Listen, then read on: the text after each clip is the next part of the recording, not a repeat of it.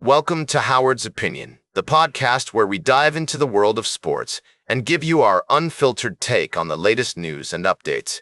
We're just days away from the Big Ten championship game, and the excitement is building up. The Ohio State Buckeyes are set to face off against the Indiana Hoosiers, and this matchup promises to be a thrilling one. But before we get into that, let's take a look at some interesting stats from the recent Ohio State-Michigan game.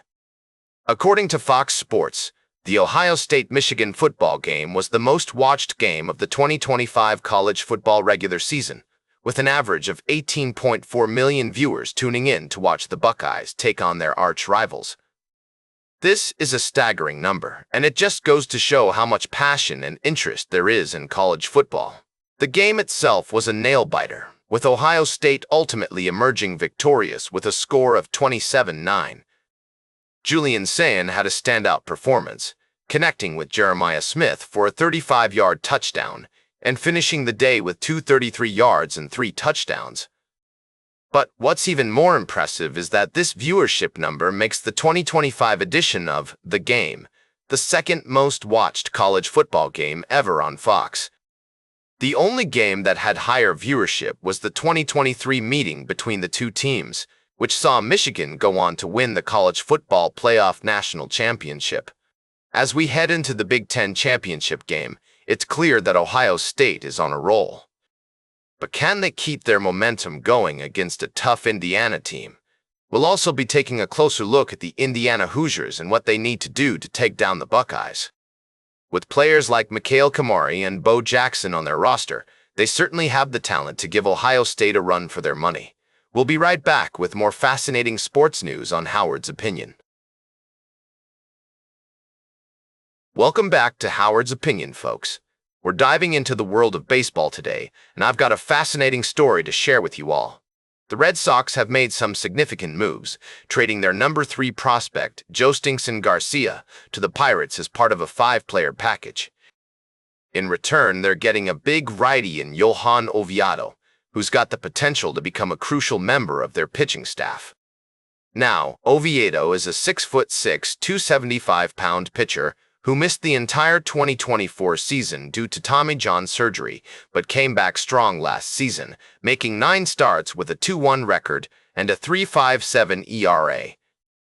He's got a 5-pitch mix, including a 4-seamer that averages 95.5 miles per hour, as well as a slider, curveball, sinker, and changeup.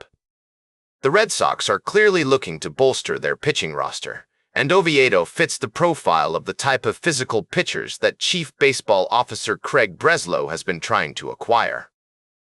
It'll be interesting to see how Oviedo performs in the upcoming season and whether he'll be used as a starter or a reliever.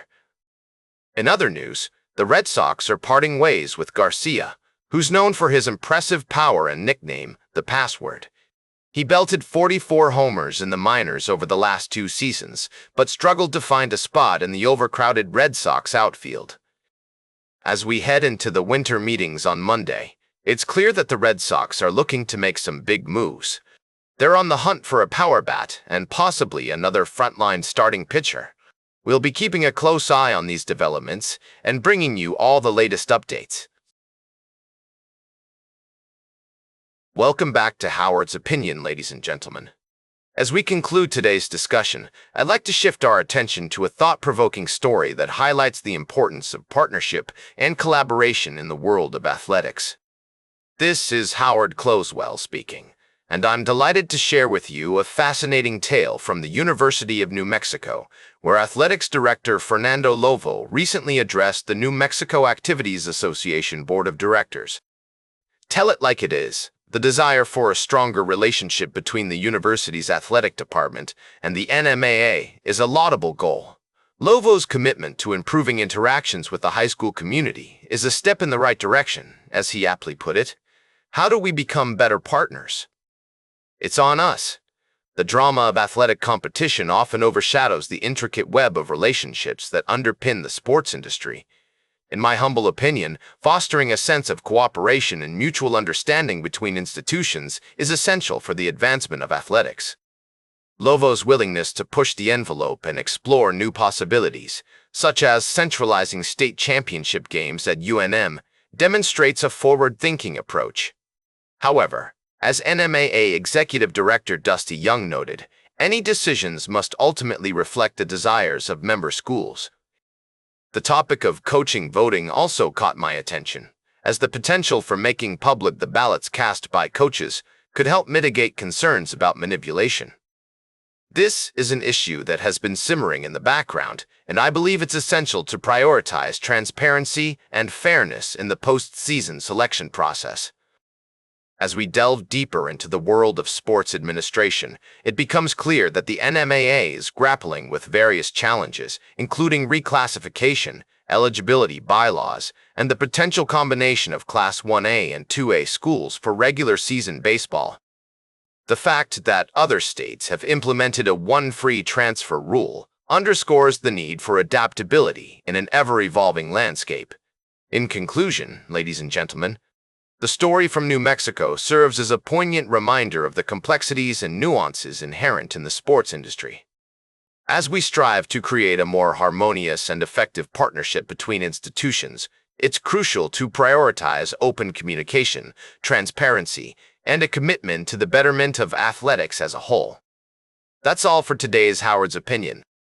Remember to like, share, and subscribe, and until next time, keep your head in the game.